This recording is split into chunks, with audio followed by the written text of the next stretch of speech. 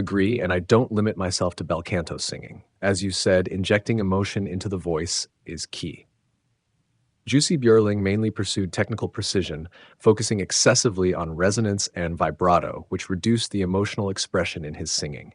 His successor in this approach is Luciano Pavarotti. Both have forward-placed, clear voices, which is both an advantage and a disadvantage. The advantage is that their singing is effortless, with forward breath placement, making their voices easily recognizable. The disadvantage? Their tone colors are extremely monotonous. As soon as they open their mouths, you can immediately tell it's Björling or Pavarotti.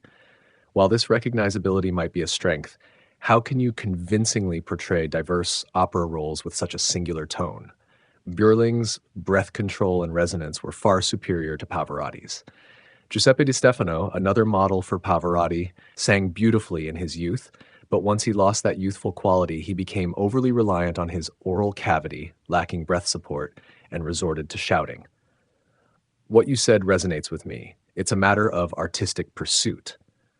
I believe that if I mixed Enrico Caruso's singing with that of other singers, it might not be easy to distinguish Caruso's voice. This suggests that Caruso had a richly varied tone palette. As a Russian bass once said, Caruso had 1,000 tonal colors, while Björling had only a few, and Pavarotti just one, youthful and vibrant. Beyond that, there's nothing.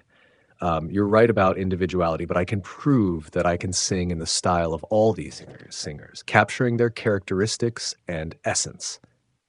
50 years ago, when I first heard Pavarotti on the radio, I could immediately recognize him. Back then, I thought he was unique and different. Now, if you've heard his operatic performances, don't you find them monotonous? Every role sounds the same, bland, singular, and devoid of tonal variation. Is that interesting? I, for one, get bored very easily.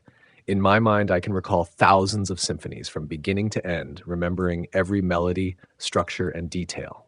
I've stopped listening to symphonies altogether. The moment I hear the first movement, I immediately recall its entire composition and form. It's too predictable and dull. That's why I turn to Italian bel canto folk songs.